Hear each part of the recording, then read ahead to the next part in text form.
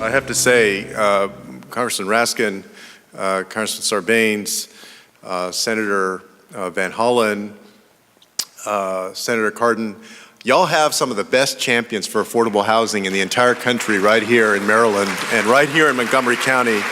And the same goes for County Executive Leggett. Congratulations on a great career. And Senator Raskin, you got it right. Joaquin does go around saying that the way to tell us apart is that I'm a minute uglier than he is. When I was in Washington, D.C., I used to tell people that the real way to tell us apart was that both of us lived in Washington, D.C., but Joaquin was in a Republican-controlled Congress, so I was the only one who actually worked in Washington, D.C. But y'all are going to change that this November, so.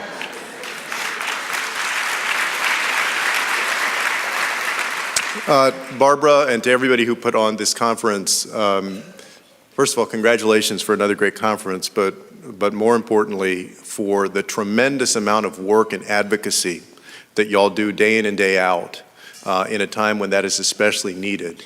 Thank you, not just for the impact that it makes on folks here, but throughout the country to have your voice out there.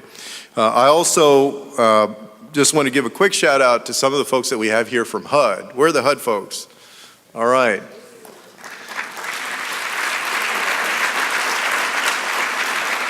We have a whole group of very dedicated professionals and career folks who have done a tremendous job over the years at HUD. I think about them often these days, and I hope that y'all are going to keep pushing and fulfilling the mission of the organization. Thank y'all for being here. So, just very briefly, thank you so much for this award. When I was at HUD, I had the opportunity to visit 100 different communities in 39 states. And I remember going to Pine Ridge in South Dakota and seeing a house that had 17 or 18 people living in it, including 2 families that were living in this small basement. Their rooms, so to speak, were separated by a curtain.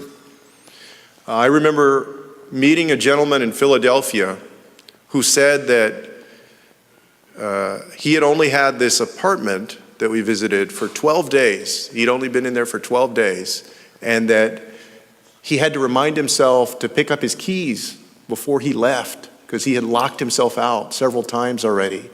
He had lost a habit that you and I take for granted because he hadn't had his own place in such a long time.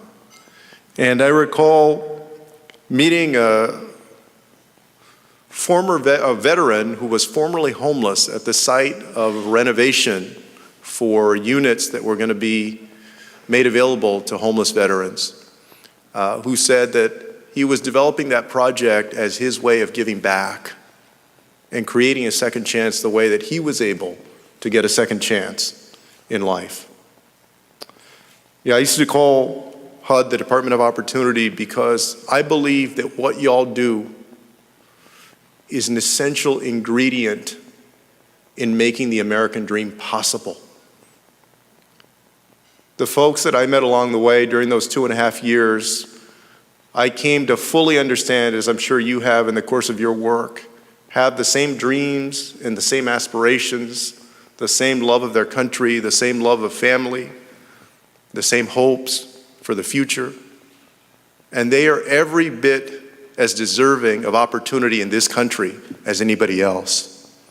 And so I wanted to come here today and say, of course, thank you for the recognition, but also to thank you for the work that y'all do to make that opportunity possible for them. Folks that don't have a lot of money, that don't have a lot of influence, whether it's in Washington, D.C., or state houses, or oftentimes even at city halls.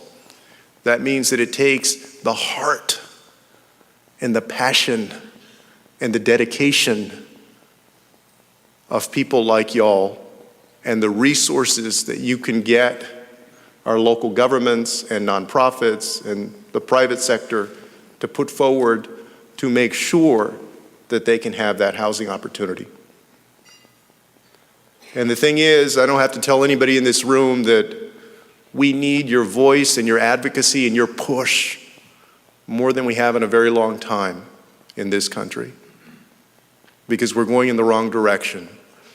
And the only way that we're going to get back on track is if all of us keep working and advocating and screaming sometimes, and also trying to build bridges. Thank you for doing all of those things. I hope that today is a wonderful conference. I also hope that it's a moment to reflect on why each and every one of y'all went into this stuff in the first place. Because you know that in your own life, you also have been blessed with opportunity, and that through your work, you can help make that opportunity available to others. And in doing that, make the United States very prosperous in the years to come for all of us. Thank you very much.